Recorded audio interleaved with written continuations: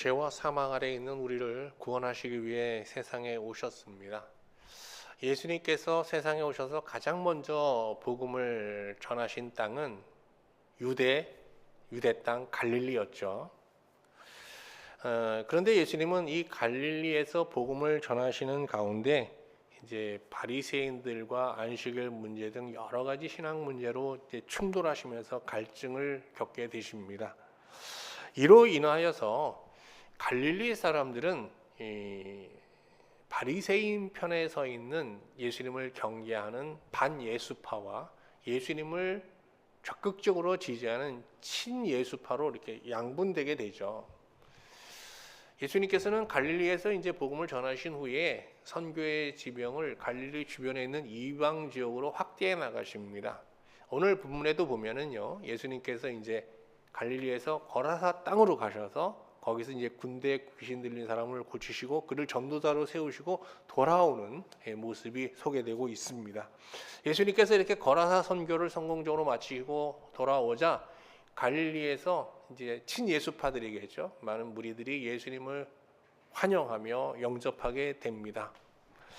그런데 이 무리 중에는요, 아주 특별한 두 사람이 포함되어 있었어요. 한 사람은 이 지역의 회당장 야이로였고요. 다른 한 사람은 혈류병 걸린 여인이었습니다. 이 회당장이 예수님을 환영하는 자리에 참여하는 것은, 그것도 공개적으로 예수님 앞에 나가서 무릎을 꿇는 것은 이거 굉장히 위험한 행동입니다. 후에 이 사실이 유대교 지도부에 전달되면, 바리새인과 서기관들이 알게 되면 어떻게 하겠습니까? 이 회당직을 박탈당할 수도 있는 거거든요. 또 혈류병 걸린 여인이 이 자리에 참석한 것은 더 위험한 일이에요. 만약 이 여인의 정체가 발각되면 이 여인은 바리새인들 앞에 끌려가서 돌팔매질을 당할 수밖에 없는 겁니다. 이 두 사람이 위험을 무릅쓰고 이렇게 예수님을 찾은 이유가 있었겠죠. 그것은 자신들의 인생을 위협하는 아주 심각한 문제를 겪고 있었기 때문입니다. 이 문제를 갖고 이 사람들은 이제 예수님 앞에 나오게 되는 건데요. 그런데 말이죠, 이 두 사람이 갖고 있었던 문제는 서로 달라요. 야이로가 갖고 있던 문제가 다르고 혈류병 걸린 여인의 문제가 달라요. 그런데 이 두 사람이 문제를 갖게 된 시기가 같아요. 그리고 그 문제로 인하여 고통을 겪는 그 기간도 같아요. 근데 예수님께서는 이 두 사람, 한 12년 동안 이 문제로 고생을 했거든요. 이 12년 동안 발생한 문제로 인하여 고통받던 이 두 사람을 같은 시간, 같은 날, 같은 때에 구원하시고 그들의 문제를 해결하시게 됩니다. 이런 우연이 어디 있겠어요? 오늘 저는 본문을 중심으로 두 사람이 같은 기간 동안 안고 있던 문제를 같은 날, 같은 때 예수님으로부터 구원받은 이 기가 막힌 이야기를 여러분과 함께 묵상하며 하나님의 은혜를 나누고자 합니다. 먼저 이 이야기의 한번 전말을 쭉 한번 살펴보도록 하겠습니다. 이 이야기는 회당장 야이로가 예수님의 발 앞에 무릎을 꿇고 공개적으로 구원을 요청하면서 시작됩니다. 앞에서 언급한 대로 예수님은 바리새인들과 여러 가지 신앙 문제로 지금 부딪히면서 충돌하고 있잖아요. 이런 상황에서 지금 유대교 지도자인 회당장 야이로가 예수님 앞에 나와서 발 앞에 무릎을 꿇고 구원을 요청하는 것은, 이건 유대교로부터 파면 조치를 당할 수밖에 없는 굉장히 위험한 행동입니다. 당시 이 회당장이라는 이 지위는요, 아무나 할 수 있는 게 아니거든요. 회당장은 회당의 최고 지도자, 관리자로서 회당에 관련된 전반적인 업무를 다 관장했습니다. 특별히 성경 봉독자, 예배 중에 성경 봉독자와 기도자, 그리고 설교자를 다 이 회당장이 정합니다. 그리고 예배 사회는 회당장이 맡게 되고요. 뿐만 아니라 이 회당에 관련된 많은 일들에 있어서 최종 결정을 할 수 있는 그런 권한도 다 이제 이 회당장에게 위임되어 있는 거거든요. 그런데 야이로는요, 이 30대 후반에서 한 40대 초반에 회당장이 된 거예요. 나이가 이제 딸이 12살이니까 뭐 30대 후반 정도 되지 않았겠어요? 근데 이렇게 젊은 나이에 회당장이 되는 것은 매우 이례적인 일이에요. 회당장은 주로 바리새인과 서기관들이 이제 회의를 통해서 임명하게 되는데, 바리새인들이 회당장을 선출하는 기준은요, 두 가지입니다. 하나는 경건, 얼마나 율법을 잘 지키냐. 그리고 형통, 그 하나님을 잘 믿어서 얼마나 잘 됐냐. 이걸 보는 거거든요. 그러니까 이 지역에서 바리새인과 서기관들이 볼 때 가장 율법을 잘 지키면서 가장 성공한 사람으로 선택한 사람이 바로 누구예요? 야이로예요. 근데 그 나이가 어떻게 해요? 30대 후반이에요. 여러분, 굉장한 사람 아니에요? 우리 아들 나이예요. 그런데 지금 이 야이로는 그동안 그가 정말 성심껏 하나님을 섬기고 성실하게 열정적으로 인생을 살아오면서 쌓았던 그 명성과 지위를 지금 다 내던지고 지금 예수 앞에 나온 거예요. 뭔가 절박한 문제가 있었던 거죠. 그가 회당장이라는 이 지위를 내던지고 예수님 앞에 다급하게 나온 이유는 그의 사랑하는 외동딸이 죽어가고 있었기 때문입니다. 그는 12년 전 딸을 얻게 되었는데, 이 딸이 태어나면서부터 내일 언제 죽을지 모르는 불치병에 걸리게 됩니다. 뭐 야이로는 최선을 다해서 딸을 돌봤겠죠. 그러나 딸의 병은 날로 악화되었습니다. 그리고 지금 이 12년 그 딸이 12살 됐을 때 정말 그 병이 아주 극악해져서 이제는 정말 언제 죽을지 모르는 그런 상태에 이르게 된 겁니다. 지난 12년 동안 정말 야이로는 불치병에 걸려 매일 신음하고 있는 그 딸을 지켜보면서요, 정말 하루도 발을 쭉 뻗고 자지 못하는 정말 불안과 고통과 어둠 속에서 살아왔던 것이죠.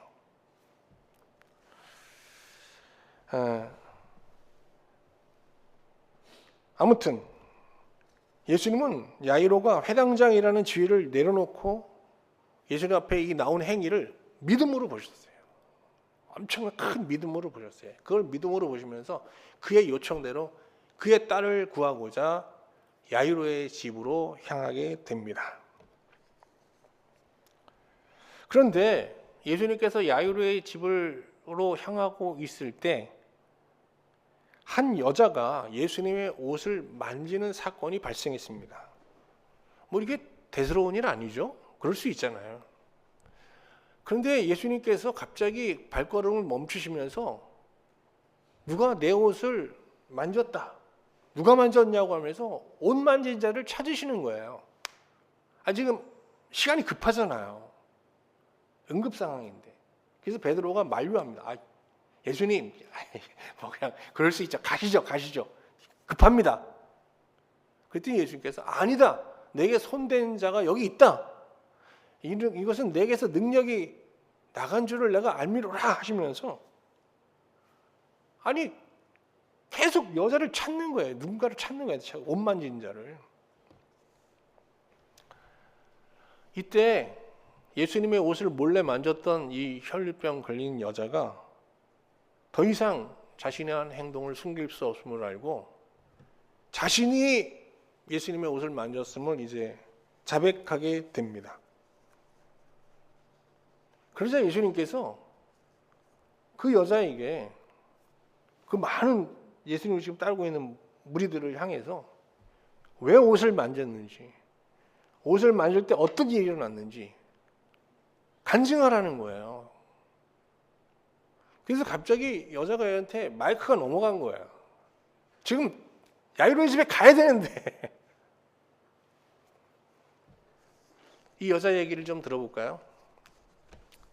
이 여자 얘기는 뭐 이렇습니다. 12년 전 혈류병에 걸리기 전까지만 해도 이 여자는 중산층의 그냥 유대 여인이었어요. 이 지역에서 뭐 남부럽지 않게 사는 여자였어요. 그런데 12년 전에 혈류병에 걸렸습니다. 이 혈류병에 걸리면서 이 꿈 같았던 이 여자의 인생은 한순간에 다 무너지고 말았습니다. 이건 뭐 혈류병이라는 게 대단한 병이 아닙니다. 여자의 생식기에 그냥 부정기적으로 출혈이 되는 그런 병인데, 그런데 말이에요, 당시 이 유대 사회는 이 혈류병을 부정한 것으로 취급하였어요. 특히 바리새인들은 이 혈류병에 걸린 사람들과의 접촉을 금지시키고, 또 혈류병 걸린 여자는 성전에도 회당에도 출입을 금지시켰습니다. 지금 생각하면 얼마나 어이없는 일입니까? 그러면서 이 여자는 완전히 사회로부터 고립당한 거예요. 완전히 홀로 된 거예요. 이 여자는 약간 재력이 있었어요. 그래서 12년 동안 정말 유명하다는 의사와 약사를 다 찾아다니면서 치료를 이제 시도했지만 그의 병은 차도가 없었습니다. 이 과정에서 여자는 재산을 모두 잃고 정말 거리에 내몰리는 그런 파산의 위기를 맞게 된 것이죠. 지난 12년간 이 여자는 정말 혈류병 하나 때문에 유대교라는 종교와 세상으로부터 박해를 받고 조롱을 받고 비방을 받으면서 정말 상처뿐인 인생을 살았던 것이죠. 더 이상 이렇게는 살 수 없다는 생각에 그는 유대교가 금지한 규례를 깨고 회중 속에 들어가, 무리 속에 들어가 예수님의 옷을 만져 예수님을 통해서 구원을 받으려 했던 것이죠. 이 여자의 간증을 다 듣자 예수님께서는 여자에게 구원을 선포하십니다.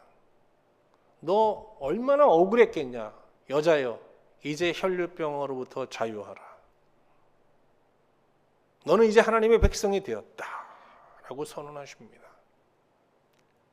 이렇게 시간을 지체하고 있을 때 회당장 집에서 한 종이 와서 야이로의 딸이 죽었다는 비보를 전합니다. 이 비보를 접하자 야이로와 그의 가족들은 그 땅에 엎드려 그냥 주저앉아서 통곡을 하죠. 슬퍼하며. 그 딸이 얼마나 불쌍했겠어요. 인생을 살아오지도 못하고 12년 동안 투병 생활을 하다가 그냥 세상을 떠났으니 말이죠. 근데 막 통곡하는 가족들을 바라보면서 예수님께서 이렇게 말합니다. 두려워하지 말고 믿기만 하라. 그리하면 딸이 구원을 얻을 것이다. 그러면서 다시 야이로의 집으로 향하십니다. 이상해서 그러고 나서 이제 베드로와 요한, 야고보 그리고 딸의 부모와 함께 야이로로 들어간 거죠. 방에 들어가서 죽은 야이로의 딸을 살리십니다. 이것이 이 이야기의 전말이에요. 이 이야기를 이제 여러분도 많이 접하셨고 저도 또 여러 번 이 말씀을 봤죠. 그리고 이번에도 이 말씀을 이렇게 다시 묵상하는데 이 12년이라는 숫자에 이번에 굉장히 많은 의문을 갖게 되었어요. 오늘 본문에 보면은 이 야이로가 딸의 어떤 불치병 때문에 고통받는 시간이 12년에 맞춰져 있잖아요. 그리고 이 여자가 또 혈류병에 걸려서 유대교와 세상으로부터 수탈당하고 상처받은 그 기간도 12년에 맞춰져 있어요. 근데 이스라엘 사람들은요, 이 숫자에 많은 의미를 부여하는 아주 특수한 문화를 갖고 있거든요. 요한계시록 볼 때 보셨죠? 숫자잖아요. 숫자를 상징 코드로 사용한단 말이죠. 그러니까 누가가 이 이야기에서 12년을 계속 언급하는 것은 뭔가 의미가 있는 거예요. 어떤 상징 코드로서 지금 12라는 숫자를 사용하고 있는 거거든요. 도대체 누가는 어떤 의미로 이 10이라는 숫자를 사용하고 있고 이 특별한 의미를 지닌 상징 코드 11을 통해서 우리 독자들에게 전하고자 하는 메시지는 어떤 것이었을까? 이런 물음을 갖게 되는 것이죠. 자, 이제 숫자 12가 상징하는 그 의미에 대해서 한번 생각해 보도록 하겠습니다. 얘기 많이 들으시죠? 12 하면 여러분 이스라엘 사람들이 흔히 어떤 생각을 합니까? 충족수 이런 생각도 하고 그러는데 10이라는 건 기본적으로 이스라엘을 상징하는 상징 코드입니다. 왜? 이스라엘이 12지파로 구성되어 있잖아요. 그러니까 이건 이 12는 이스라엘의 숫자예요. 근데 이 이야기에 등장하는 회당장, 여인 모두 다 어디 사람이에요? 이 숫자 12가 상징하는 이스라엘 사람들입니다. 그런데 누가가 이 이야기에서 10이라는 숫자를 통해 전하고자 하는 또 다른 의미가 있죠. 그것은 긍정적인 의미가 아니에요. 충족됐다, 완전수다 이런 의미가 아니고 부정적인 의미예요. 자, 야이로가 산 12년 어떤 시간이에요? 유대교 신앙, 사실 우리 신자의 입장에 보면 바리새인들이 만든 유대 신앙이 거짓 신앙이잖아요. 거짓 신앙에 속아 어떤 죽음의 문제를 해결하지 못하고 고통받는, 좌절하고 절망하는 그런 시간이 12년이잖아요. 여자가 또 혈류병 걸린 여자가 겪은 12년은 어떤 거예요? 아니 혈류병 걸렸어요. 그냥 병 걸린 거예요. 근데 이 병 때문에 그냥 갑자기 유대교가 그녀를 부정한 자로 규정하면서 사회에서 고립시켜 버렸거든요. 그래서 자기 병을 고칠 수 있다는 또 의사가 있고 약사들을 찾아가서 막 돈을 들였는데 그 거짓 신념으로 인하여 다 재산을 탕진한 거예요. 여자에게 있어서 이 10이라는 숫자는 어떤 거예요? 거짓된 종교와 거짓된 세상에 의해서 수탈당하고 상처받은 시간이거든요. 이제 여러분 누가가 이 10이라는 숫자를 통해서 우리에게 전하고자 하는 메시지가 뭔지 아시겠죠? 이 누가가 여기서 12년이라고 얘기하는 이 10이라는 숫자의 의미는요,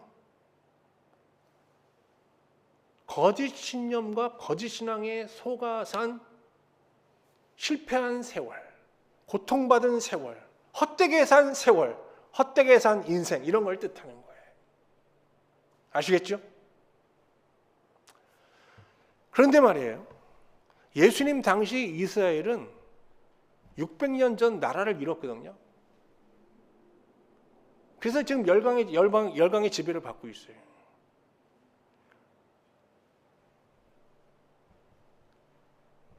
예수님 당시 근데 바리새인들은 왜 이스라엘이, 하나님의 백성 이스라엘이 지난 600년 동안 바벨론, 페르시아, 그리스, 로마 이런 열강들의 지배에서 벗어나지 못하고 있는가? 그 이유는 당신들이 하나님의 율법을 문자적으로 제대로 지키지 않았기 때문이다라고 진단하면서 그 처방으로 율법 신앙을 막 설파하고 있었던 거거든요. 이에 대해서 누가는 오늘 이 야이로와 혈류병 걸린 여인의 이야기를 통해서 반박합니다. 아니, 이스라엘이 지금 패배의 역사를 반복하고 있는 것이 율법을 제대로 지키지 못했기 때문이라고? 천만에. 지금 이스라엘이 이렇게 열강들의 지배를 받으며 이렇게 비참한 역사를 반복하며 사는 이유는 당신들이 만든, 바리새인들이 만들어 놓은 거짓 신앙과 거짓 신념에 속아서 하나님을 헛되이 섬기기 때문인 거야 라고 말하고 있는 겁니다.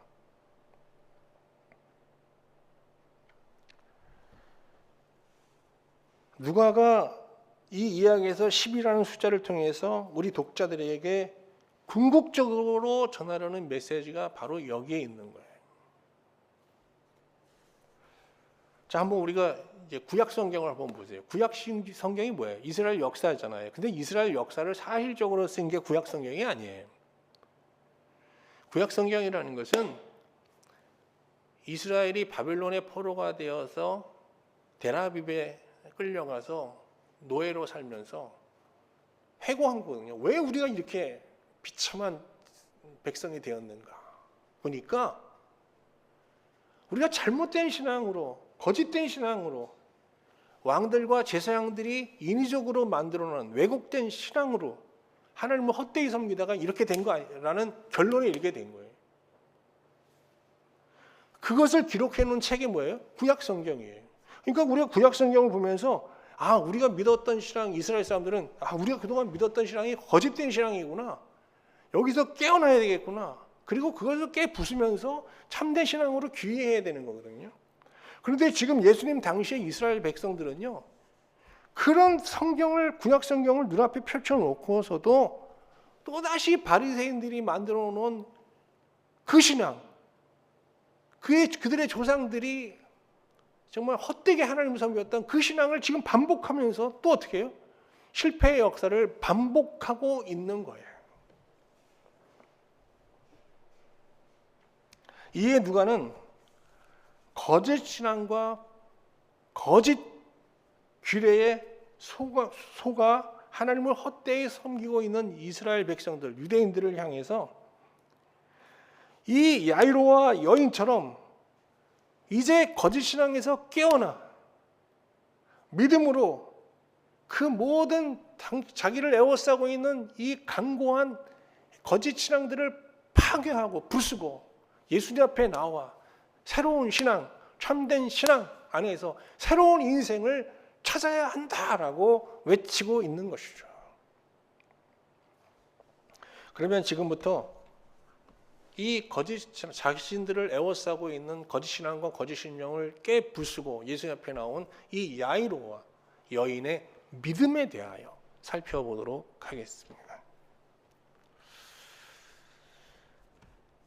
회당장 야이로가 사람들이 보는 앞에서 예수님 발 앞에 무릎을 꿇고 구원을 요청한 것은 정말 바리새인들로부터 전수받은 그 유대교 신앙과 이 회당장이라는 이 지위를 함께 버리고 예수님이 전하는 그 새로운 복음의 신앙을 전적으로 받아들이겠다고 하는 이게 혁명적인 행위입니다.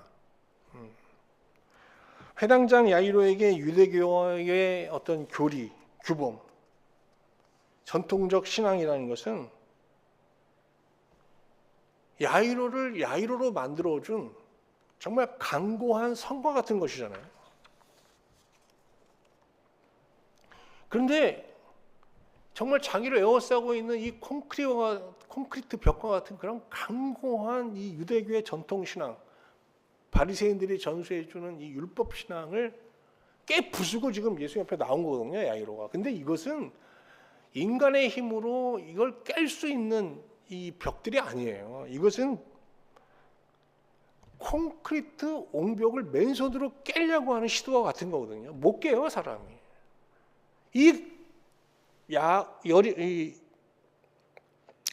이 회당장을 에워싸고 있는 이 강고한 성과 유대교 콘크리트 벽과 같은 이 유대교를 깨부순 것은 야이로가 아니라 하나님이십니다. 그러면 하나님께서 그걸 어떻게 깨셨냐?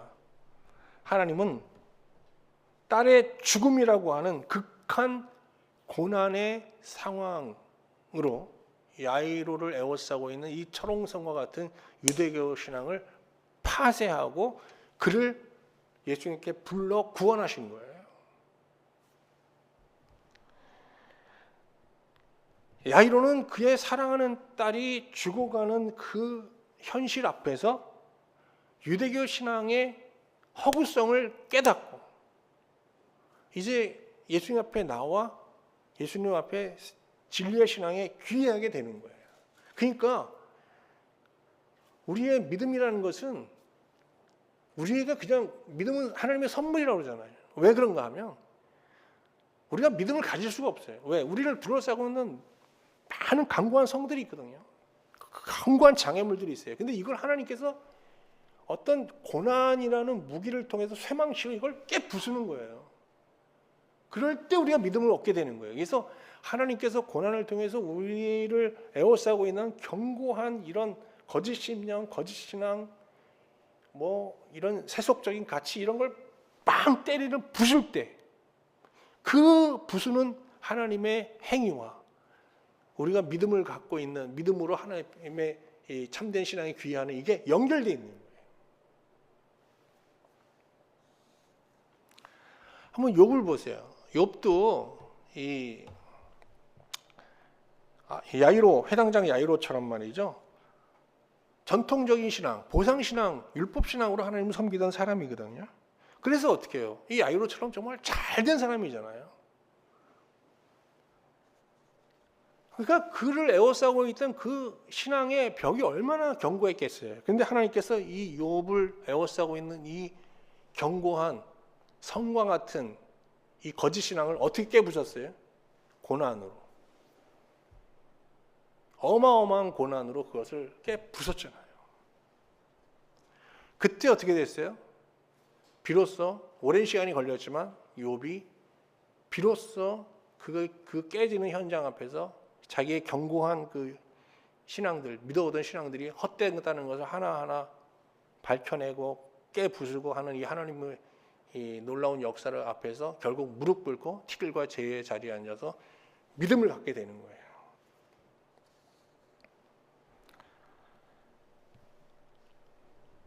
이제 혈류병 걸린 여인의 믿음에 대해서 한번 살펴볼게요.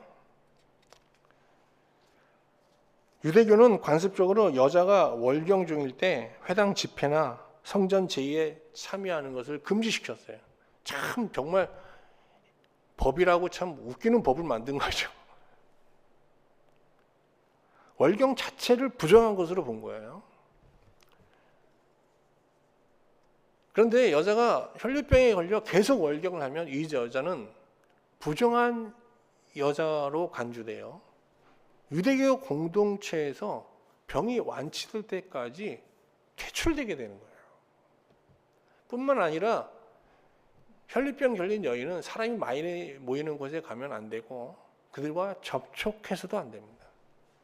만약 이런 행위를 고의적으로 하다가 발각될 경우에는 돌에 맞아 죽는 형벌을 감수해야 합니다.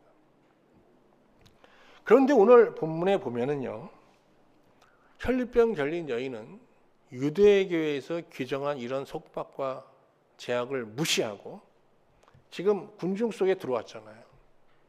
그리고 예수님의 옷에 손을 댄 거예요. 이거는 유대교의 어떤 혈류병 걸린 여인에 대해서 유대교가 내린 이런 규례와 속박의 계명들을 완전히 무시한 행위거든요. 그러니까 여자는 그냥 예수님의 옷을 만진 게 그냥 만진 게 아니라 목숨 걸고 만진 거예요. 목숨 걸고. 그리고 어떻게 그 행위에는 뭐가 포함되어 있는 거예요? 지금까지 내가 순응하며 믿어온 이 유대교는 다 거짓이야 라는 이 한때 폭로의 의미가 있는 거예요. 그리고 어떻게 해요? 예수님 안에서 참된 신앙을 저는 찾기를 원합니다. 여기서 내가 정말 평생 내 인생을 맡길 진리를 당신에게 구합니다. 이런 진리에 대한 목마름이 포함된 행위인 거죠. 그래서 예수님은 바쁘게 야이로의 집에 향해 가던 중 발걸음을 멈춘 거예요. 왜? 이 여자의 이 행동에 큰 감동을 받으신 거예요. 그 믿음에, 이 여인의 이 믿음에 감동하신 거예요. 그래서 뭐예요? 발걸음을 멈추고 누가 내 옷에 손을 댔느냐라고 찾으시는 거거든요. 뭐 그를 징벌하려고 찾으시는 게 아니라 그의 믿음을 세상에 알리기 위해서 그녀를 찾으신 거예요. 그리고 그녀에게 그 예수님의 옷에 손을 댄 이유와 손을 만졌을 때 만진 이후의 그 결과를 증거하게 하신 거죠. 여자가 손을 내밀어 예수님의 옷을 만진 행위를 통해 보여주는 믿음은요, 자기를 지배하고 있는 거짓 교리를 파괴하고 진리를 붙잡는 용기예요, 용기. 용기. 이처럼 구원에 이르는 참된 믿음은 용기가 동반되는 거예요, 용기. 여러분 예수님 다 믿으시죠? 용감하신 거예요. 용기가 있는 거예요. 이 믿음을 보시고 예수님께서는 딸아 그러잖아요, 딸. 그러니까 너는 부정한 여자가 아니야. 너는 하나님의 딸이야, 이런 뜻이잖아요. 딸아. 이 호칭 하나 듣고 여자는 그냥 얼마나 기뻤겠어요. 지난 12년 거짓 신령과 거짓 신앙에 의해서 수탈당하고 상처받은 그 아픔들이 다 치유되는 시간이죠. 그러면서 예수님께서 구원을 선포하시면서 평안을 기원하십니다. 평안. 그 심령에 평안이 임하게 된 거죠.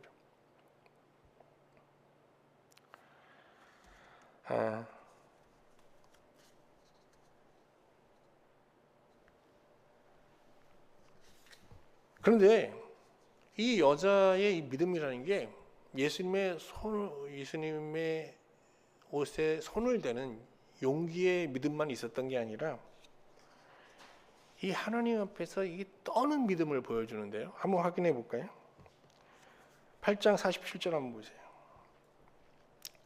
여자가 스스로 숨기지 못할 줄 알고 떨며 나와 엎드리어 그 손댄 이유와 곧 나은 것을 모든 사람에게 말하니. 여기서 떨었다는 이 단어를 굉장히 유념해서 보아야 돼요. 왜 떨었을까요?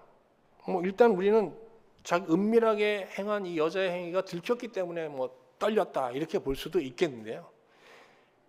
여자가 떤 이유는 이게 전부가 아니에요. 여자가 예수님 앞에 옷을 대었을 때 혈류병이 치유되는 걸 경험했잖아요.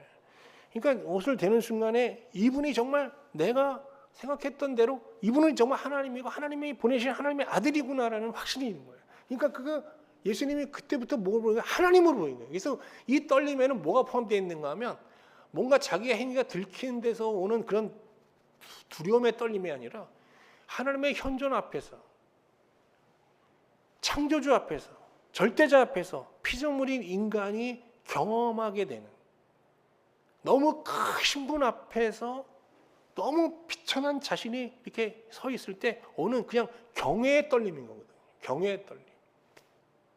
베드로가 예수님의 말씀대로 만선 후에 예수님 옆에 나와서 어떻게 해요? 두려워 떨잖아요. 그러면서 뭐라고 해요? 나를 떠나서 나는 죄인입니다 그러잖아요. 이런 떨림. 이 경외의 떨림이라고 하는데 이 경외의 떨림과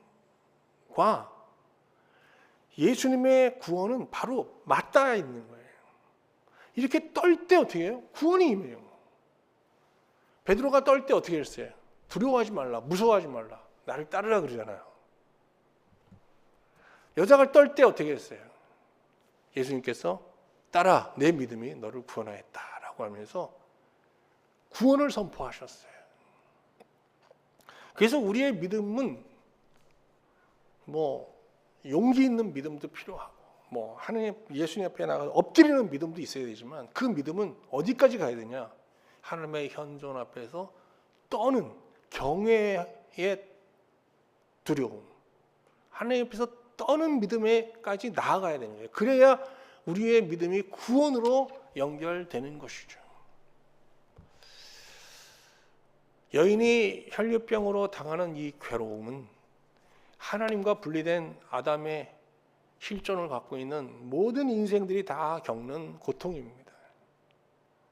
여자만 거짓 신앙과 거짓 신념에 속아 수탈된 인생을 사나요? 우리도 그런 인생을 살아왔고 또 많은 사람들이 그런 인생을 살고 있잖아요. 그런데 이 고통을 근본적으로 치유하는 방법은 이 만물 안에 있는 게 아니에요. 이 여자는 자신의 이 고통을 해결하고자 이 세상을 다 가진 재산을 다 사용하면서 이 세상을 찾아다녔잖아요. 없었어요.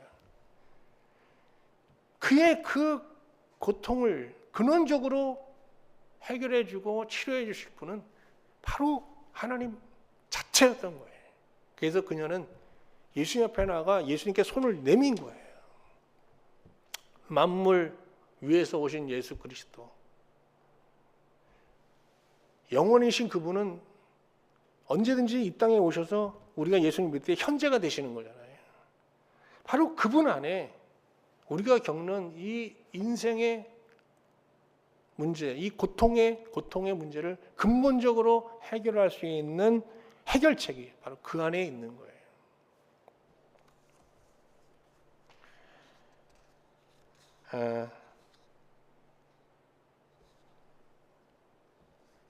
자, 이제 지금까지 이제 야이로의 믿음, 또 혈류병 걸린 여인의 믿음에 대해서 이렇게 살펴봤어요. 근데 예수님께서는 이 야이로의 딸을 구원하신 후에 그 부모에게 이 일을 아무에게도 알리지 말라고 하시면서 침묵을 명령하십니다. 한번 확인해 볼까요? 8장 56절인데요. 그 부모가 놀라는지라 예수께서 경고하사 이 일을 아무에게도 말하지 말라 하시니라. 아니, 예수님께서는 뭐 고라사 땅에 가서 군대 귀신 들린 자를 구원하신 후에 그에게 이 일을 전하라고 하셨거든요. 또 12년 혈류병 걸린 여인에게도 무리들 앞에서 자신이 받은 구원을 증거케 하셨잖아요. 그런데 야이로와 그 아내에게는 그의 딸이 구원받은 사실을 증거하지 말고 침묵하라고 명령하셨어요. 지금 이해가 안 되잖아요. 예수님은 어떤 이유로 야이로에게 침묵을 명령하신 걸까요?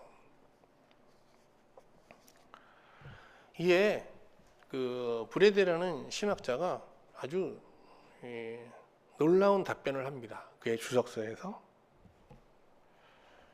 브라데는요, 이 예수님의 침묵 명령은 예수님께서 그들의 죽은 딸을 살리신 구원을 가볍게 전하지 말고 이 사건에 담긴 하나님의 은혜와 사랑을 깊이 생각하며 진정성 있게 전하라는 이중적 의미다라고 해석합니다. 정말 공감이 가는 해석입니다. 이런 해석이 가능한 것은요, 만약 정말 야이로와 야이로의 아내가 자기 딸이 구원받은 이 사실을 정말 침묵했다면, 아니 오늘 이 누가복음에 이 이야기가 실렸을 리가 없죠. 그리고 그의 이름까지 실려 있잖아요. 그의 실명이 수록되어 있단 말이에요. 이것은 그가 정말 어떻게 전했어요? 그냥 가볍게 전한 게 아니라 야, 예수 믿고 정말 우리 딸이 죽을 딸이 살아났어, 이게 아니라 이 사건을 통해서 정말 하나님께서 이 자기 딸이 죽을 병에 걸리는 이 고난을 통해서 자기를 에워싸고 있던 이 강고한 정말 성과 같은 유대교의 신념, 전통, 자기 유교적 가치관, 이걸 다 부수고 자기에게 믿음을 주셔서 그 믿음으로 정말 예수님 안에서 새로운 인생을 살게 되고 그 가운데 또 자기 딸이 구원받은 이 모든 일련의 이 하나님의 역사를, 구원 과정을 정말 이렇게 진심 어린 마음으로 깊이 있게 이렇게 전했다는 것을 우리가 알 수 있는 거죠.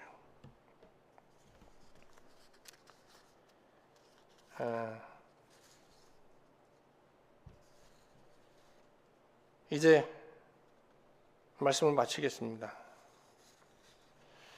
오늘 본문에 등장하는 회당장 야이로와 혈류병 걸린 여인은요, 거짓된 종교와 거짓된 세상에 속아서 좌절과 상처로 점철된 흑암의 인생, 어둠의 인생을 살고 있었습니다. 그러나 두 사람은 12년간 이 좌절과 상처로 점철된 이 어둠의 인생을 살면서 깨달음이 있었죠. 내가 그동안 정말 거짓된 신념과 거짓된 신앙으로 하나님을 헛되이 믿으며 헛된 인생을 살았구나 하는 깨달음을 얻게 된 거예요. 이 깨달음 후에 그들은 예수님을 믿는 믿음을 가지고 자신을 에워싸고 있는 이 강고한 성과 같은 거짓 신앙과 세속적 가치에서 탈출하여 정말 하나님 안에서 참된 진리와 참된 인생을 발견하며 살게 된 것이죠. 이후 그들은 어떤 인생을 살았을까요? 야이로는 분명 예수님을 만난 후 회당장 자리에서 내려와야 했을 거예요. 그래서 그가 누렸던 사회적 지위와 명성을 다 포기해야 되는 그런 상황을 맞았을 거예요. 그러나 그는 예수님을 통해 사망 권세를 이길 수 있는 참된 신앙을 갖게 됐잖아요. 여러분, 죽음을 이길 수 있고 죽음을 두려워하지 않는다면 그 사람은 정말 무서운 사람이잖아요. 이런 절대적인 신앙으로 그는 하나님의 복음을 전하면서 복음 전도자의 삶을 살았습니다. 그의 실명이 여기 거론되어 있는데 이것은 누가의 동역자로서 그가 복음 전도에 참여하고 있었음을 암시하고 있는 거예요. 혈류병 걸린 여인은요, 유대교에서 버림받고 세상에서 버림받으며 마음에 온갖 상처를 갖고 모든 것을 다 잃었잖아요. 그러나 그녀는 예수님의 옷을 만지면서 그 치유가 회복되고 가진 것은 없지만 그 심령은 누구보다도 부유했습니다. 왜? 예수님을 아버지라고 부르면서 하나님을 아버지라고 부르면서 매일매일 새롭게 하나님의 사랑을 누리면서 그 마음에 예수님이 기원하신 대로 평강이 가득했기 때문입니다. 아무쪼록 여러분도 오늘 이 이야기에 나오는 회당장 야이로와 혈류병 걸린 여인처럼 예수님 앞에 나아가 엎드리는 이 용기 있는 믿음, 또 예수님을 만지는 이 믿음, 또 하나님의 현존 앞에서 이 떨리는 믿음으로 숫자 12로 상징되는 거짓 신앙에 속아 사는 실패의 인생, 절망의 인생, 무기력한 인생을 과거로 돌려버리고 그곳에서 빠져나와 정말 매일 하나님 보좌 앞에 나아가 하나님을 아버지라고 부르면서 그 사랑을 맛보면서 영혼에 잇대어진 새로운 인생을 살아갈 수 있기를 주님의 이름으로 축원합니다. 그래서 오늘 또 한 주가 시작되는데 이 한 주도 이 시대 살아있는 야이로와 혈류병 여인의 이야기를 써나가는 그런 한 주로 여러분 살아낼 수 있기를 주님의 이름으로 축원합니다.